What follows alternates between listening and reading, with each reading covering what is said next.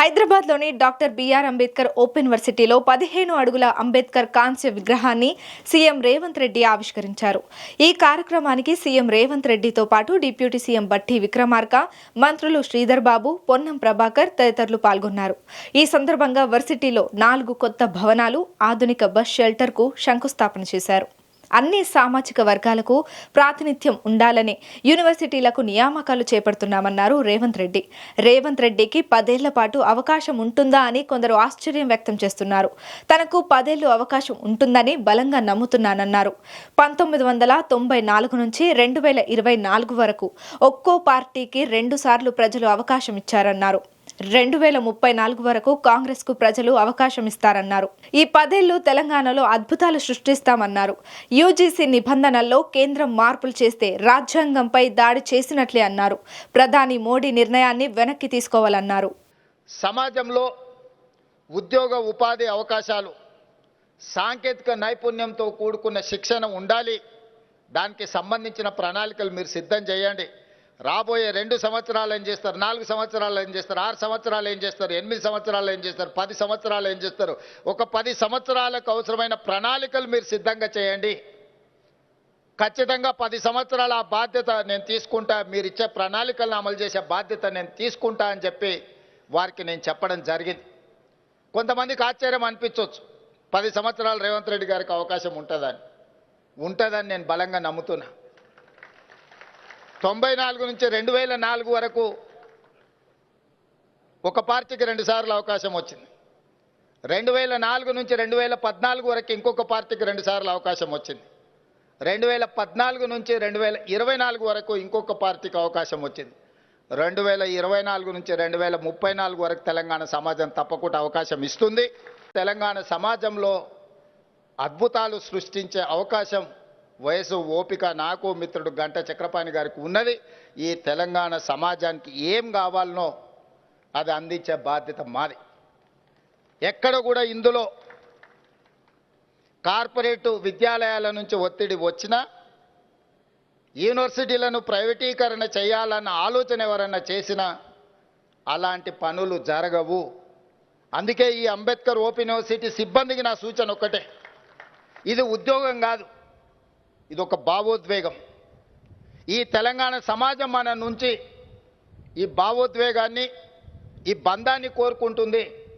ఇక్కడ ఉన్న వాళ్ళు ఎవరైనా వేదిక మీద ఉన్న వాళ్ళు కానీ, ఇక్కడ ఉన్న పెద్దలు ఎవరు కూడా ఉద్యోగం అనుకోవడం లేదు, ఇది ఒక భావోద్వేగమైన అనుబంధం అనుకుంటున్నారు. 100కి 100% ఈరోజు ఈ తెలంగాణ సమాజం ఒక గొప్ప ఆలోచనతోని నాలాంటి ఒక వ్యవసాయ కుటుంబం నుంచి వచ్చిన యువకుడికి ఒక అవకాశం ఇచ్చారు. ఈ అవకాశం మా వ్యక్తిగతమైన ప్రయోజనాల కోసమో లేదా రాజకీయ కక్షాపూరితమైన నిర్ణయాల కోసం వాడుకుంటే మనం తెలంగాణ సమాజానికి అన్యాయం చేసిన వాళ్ళం అవుతాము. అట్లాంటి తప్పులు జరగవు ఈ ప్రభుత్వంలో అని నేను చెప్పదలుచుకున్నాను. తప్పకుండా ఈ యూనివర్సిటీల పునర్నిర్మాణం జరగాలి. ఒకప్పుడు ఉస్మానియా యూనివర్సిటీలో చదువుకొని వచ్చిన పివి నరసింహారావు గారి నుంచి మొదలు పెడితే జైపాల్ రెడ్డి గారి వరకు జాతి రత్నాలను అందించిన ఈ యూనివర్సిటీలు ఈ దేశానికే, ఈ ప్రపంచానికే మేధస్సును అందించిన వాళ్ళను, ఉత్తమ పార్లమెంటేరియన్లను అందించిన యూనివర్సిటీలు ఈరోజు మన కళ్ళ ముందే నీరు గారిపోతుంటే, మన కళ్ళ ముందే వాటి ప్రతిష్ట దిగజారుతుంటే మనం చూస్తూ ఊరుకుంటే మనం ఈ సమాజానికి అన్యాయం చేసిన వాళ్ళం అవుతామని చెప్పి నేను బలంగా నమ్ముతున్నా. అందుకే ఈరోజు యూనివర్సిటీల యొక్క ప్రతిష్ట పెంచాలని, ఈ యూనివర్సిటీల ప్రతిష్ట పెంచాలంటే మౌలిక వసతులు పెంచినంత మాత్రాన ప్రతిష్ట పెరగదు.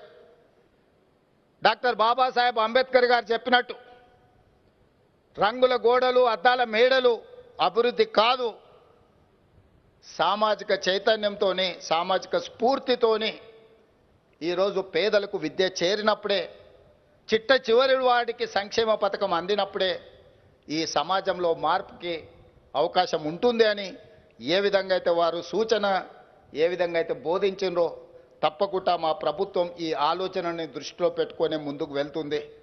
ఈరోజు ఈ తెలంగాణ సమాజంలో ఉన్న యూనివర్సిటీలు, తెలంగాణ సమాజమే కాదు దేశంలో ఉన్న యూనివర్సిటీలను యూజీసీ ముసుగులో, నిబంధనల మార్పుల ముసుగులో ఈరోజు ఆధిపత్యం చెలాయించాలని కొంతమంది కుట్ర చేస్తున్నారు. ఈ వివరాలు ప్రొఫెసర్ హరగోపాల్ గారు లాంటి మేధావులకు తెలుసు. యూజీసీ గైడ్లైన్స్ మారుస్తున్నారు, మార్చాలన్న ఆలోచనతో ప్రతిపాదన రాష్ట్ర ప్రభుత్వాలకు పంపిస్తున్నారు. డాక్టర్ బాబాసాహెబ్ అంబేద్కర్ గారు వీటిని గుర్తించే కేంద్ర ప్రభుత్వం పరిధిలో ఉండే అంశాలు, రాష్ట్ర ప్రభుత్వం పరిధిలో ఉండే అంశాలు, ఉమ్మడి పరిధిలో ఉండే అంశాలను కూలంకషంగా రాజ్యాంగంలో విపులంగా రాసి మనకిచ్చిండు. కానీ ఈరోజు సవరణల ద్వారా రాష్ట్ర పరిధిలో ఉండాల్సిన యూనివర్సిటీల యొక్క మనుగడ కేంద్ర ప్రభుత్వం గుంజుకోవాలనే ప్రయత్నం చేస్తుంది. ఇప్పుడు నేను నియమించిన వైస్ ఛాన్సలర్ని భవిష్యత్తులో గవర్నమెంట్ ఆఫ్ ఇండియా ఢిల్లీ నుంచే నియమిస్తాము, ఈ నిబంధనలు సరళిస్తామంటున్నారు. ఢిల్లీలో ఉన్నవాడికి తెలంగాణ ప్రజల యొక్క ఆలోచన, తెలంగాణ ప్రజల యొక్క జీవన విధానం ఏ రకంగా తెలుస్తుంది? ఈరోజు మన విద్యాలయాల మీద, విశ్వవిద్యాలయాల మీద పెత్తనము, ఆధిపత్యం వెనక ఒక పెద్ద సాంస్కృతిక దాడి ఉన్నది, ఒక కుట్ర ఉన్నది. ఈ కుట్రని మేధావులందరూ ఆలోచన చెయ్యాలి. అందుకే నేను తమిళనాడు చీఫ్ మినిస్టర్తో, కర్ణాటక చీఫ్ మినిస్టర్తో, కేరళ చీఫ్ మినిస్టర్తో కోఆర్డినేట్ చేసిన తొందరలోనే ఆంధ్రప్రదేశ్ చీఫ్ మినిస్టర్ గారితో కూడా నేను మాట్లాడదలుచుకున్నా. రాష్ట్ర ప్రభుత్వాలు నియమించుకోవాల్సిన రాష్ట్ర పరిధిలో ఉండే యూనివర్సిటీల వైస్ ఛాన్సలర్లను కూడా కేంద్ర ప్రభుత్వం యూజీసీ నియమిస్తాము అని అంటే మనం చేతులు కట్టుకొని కూర్చుంటే సాంస్కృతిక పరమైన దాడి జరగబోతుంది. ఆ తర్వాత ఈ విశ్వవిద్యాలయాలు కొంతమంది చేసే విష ప్రచారానికి వేదికలు కాబోతున్నాయి. ఇది మన సమాజాన్ని చీల్చడానికి ఉపయోగపడుతుంది తప్ప ఈ సమాజానికి చికిత్స చేయడానికి విశ్వవిద్యాలయాలు వేదిక కాకుండా పోయే ప్రమాదం ఉన్నది. అందుకే ఈ వేదిక మీద నుంచి ప్రధానమంత్రి నరేంద్ర మోడీ గారికి విజ్ఞప్తి చేస్తున్నా. ఈరోజు 76వ గణతంత్ర దినోత్సవ ఉత్సవాల సందర్భంగా ప్రధానమంత్రి గారికి నేను విజ్ఞప్తి చేస్తున్నా. మీరు చేసే దాడి, మీరు మార్చాలనుకుంటున్న యూజీసీ నిబంధనలు, ఇది రాజ్యాంగం మీద దాడిగానే మేము భావించాల్సి వస్తుంది. మా మీద మీరు దండయాత్ర చేయాలన్న ఆలోచన చేస్తున్నారు. మా ప్రజల మీద, మా ప్రాంతాల మీద, మా రాష్ట్రాల మీద మీకు అధికారం ఉంది కదా అని దండయాత్రలు చేస్తే అది మంచి ఫలితాలను ఇవ్వదు. మేమందరం సమిష్టిగా నిలబడి కొట్లాడుతామని చెప్పి సవినయంగా ఈ దేశ ప్రధానమంత్రి గారికి నేను విజ్ఞప్తి చేస్తున్నా. ఇది మంచిది కాదు రాజ్యాంగ స్ఫూర్తికి.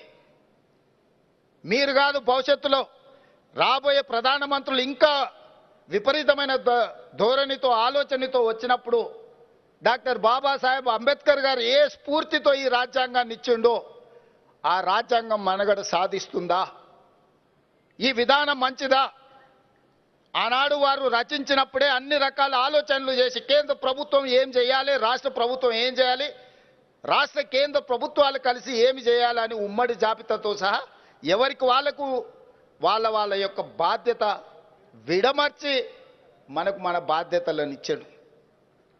ఒకరి అధికారాల మీదకి, ఒకరి బాధ్యతల మీదకి ఇంకొకరు దండెత్తినప్పుడు అది అనవసరమైన వివాదాలకు, రాద్ధాంతాలకు దారితీసే ప్రమాదం ఉన్నది. ప్రధానమంత్రి గారు దయచేసి యూజీసీ నిబంధనలను మార్చి మా రాష్ట్రాలలో వైస్ ఛాన్సలర్లను నియమించుకునే అధికారాన్ని మీరు గుంజుకుంటే ఇది మా మీద దాడిగానే మేము భావిస్తాము.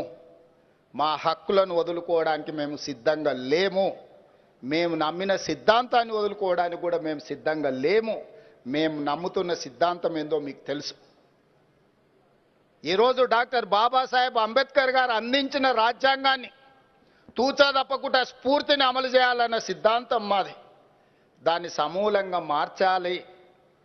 ఉన్న రిజర్వేషన్ల విధానాలను రద్దు చేయాలన్న ఆలోచన మీకు ఏమైనా ఉంటే తక్షణమే యూజీసీ నిబంధనలు ఉపసంహరించుకోండి. ఇవి చర్చకు పెట్టినా కూడా మంచిది కాదు. ఇక్కడ చాలామంది అంబేద్కర్ ఓపెన్ యూనివర్సిటీ సిబ్బంది ఉన్నారు. యూజీసీ ఈరోజు కొత్త గైడ్లైన్స్ను రాష్ట్రాలకు పంపించింది. ఆ గైడ్లైన్స్ ప్రకారం వైస్ ఛాన్సలర్ల నియామకం భవిష్యత్తులో మన చేతిలో ఉండదు. ఆ గైడ్లైన్స్కి నా ఆమోదం జరిగితే ఇదే చిట్ట చివరి రాష్ట్ర ప్రభుత్వం నియమించుకున్న వైస్ ఛాన్సలర్లుగా గంటా చక్రపాణి గారు, బాలకృష్ణారెడ్డి గారు, లేకపోతే ఇక్కడ ప్రొఫెసర్ పురుషోత్తం గారు, వీళ్ళందరూ చివరిగా రాష్ట్ర ప్రభుత్వాలు నియమించుకున్న విద్యావేత్తలు అవుతారు. ఇది ఖచ్చితంగా విద్య మీదనే కాదు, మన మీద ఆధిపత్యాన్ని చెలాయించడానికి కుట్ర జరుగుతుందని మీరందరూ అర్థం చేసుకోండి. అవసరం అనుకుంటే నిరసన తెలిపే కార్యక్రమాలకు కూడా మనం సిద్ధం కావాల్సిన అవసరం ఉన్నది. మన యూనివర్సిటీలు ఈ తెలంగాణ ప్రజల యొక్క ఆలోచన విధానానికి, తెలంగాణ సమాజానికి పట్టిన లేదా తెలంగాణ సమాజం ఎదుర్కొంటున్న సమస్యల మీద విద్యార్థులు చదువుకుంటూనే చైతన్యంతో పోరాటం చేసిండ్రు. అది ఆనాటి మొదటి తెలంగాణ ఉద్యమం కావచ్చు 69, లేదా మళ్ళీ తెలంగాణ ఉద్యమం కావచ్చు. యూనివర్సిటీలే వేదికలుగా విద్యార్థులే కథానాయకులే ముందుకు నడిస్తే ఈరోజు తెలంగాణ రాష్ట్రాన్ని మనం సాధించుకున్నాం. ఇది నిజం. సరే, నేనెన్ని చెప్పుకున్నా, ఇంకెవరెన్ని చెప్పుకున్నా, మా గొప్పతనాల గురించి మాకున్న ప్రసార మాధ్యమాల ద్వారా మేము ఎంత ప్రచారం చేసుకున్నా, మేము నాయకులుగా రాజకీయంగా ఈ ఉద్యమాలను ఉపయోగించుకొని ప్రయోజనం పొందిన వాళ్ళమే తప్ప మేము చేసిన త్యాగాలు గొప్పగా ఉన్నాయని అయితే నేను భావించడం లేదు. అందుకే ఈరోజు మళ్ళొక్కసారి ఈ విద్యార్థులు ఆలోచన చేయాలి, సెమినార్లు పెట్టాలి, చర్చలు జరగాలి. ఈ నిబంధనలు తెలంగాణ సమాజానికే కాదు, ఇతర రాష్ట్రాలకు కూడా ఇదేమైనా ప్రయోజనం ఉంటుందా? దీనివల్ల నష్టం జరిగితే రాష్ట్రాల చేతుల నుంచి ఒకటొకటిగా కేంద్ర ప్రభుత్వం అన్నిటిని గుంజుకుంటే చివరికి స్థానిక సంస్థల్లాగా, మున్సిపల్ కార్పొరేషన్ లాగానో లేకపోతే జిల్లా పరిషత్ లాగానో సేవలు అందించి సేవల కింద పన్నులు వసూలు చేసుకునే సంస్థలుగా మిగిలిపోతే రాష్ట్ర ప్రభుత్వాలు. యూనియన్ ఆఫ్ స్టేట్స్ అన్నారు. రాష్ట్రాలకు ఉన్న విశేష అధికారాలను కేంద్ర ప్రభుత్వం ఆక్రమించుకుంటూ పోతే ఇది చివరికి మనం జీవోత్సవాలుగా మారే పరిస్థితులు వస్తాయి. ఇది ఏమాత్రము ప్రజలకు మంచిది కాదు. రకరకాల పరిస్థితుల వల్ల ఎవరైనా అధికారంలోకి రావచ్చు, కేంద్రంలో భావోద్వేగాల పరిస్థితిలో కూడా రావచ్చు. కానీ మెజారిటీ ఉంది కదా అని పూర్తిగా మూలాలను దెబ్బతీసే ఆలోచన చేసినప్పుడు ప్రజలు చైతన్యంతో మేధావులు ముందుకు రావాలి. మేధావులు అందరు చర్చ చేయాలి. ఈరోజు కేంద్ర ప్రభుత్వం చేస్తున్న మార్పులను నిశితంగా గమనించాల్సిన అవసరం ఉన్నది. వాళ్ళ ఆలోచన ఏమున్నదో, మార్పుల వెనకాల ఉన్న విధానం ఏముందో కూడా ఈరోజు చర్చ జరగాల్సిన అవసరం ఉన్నది.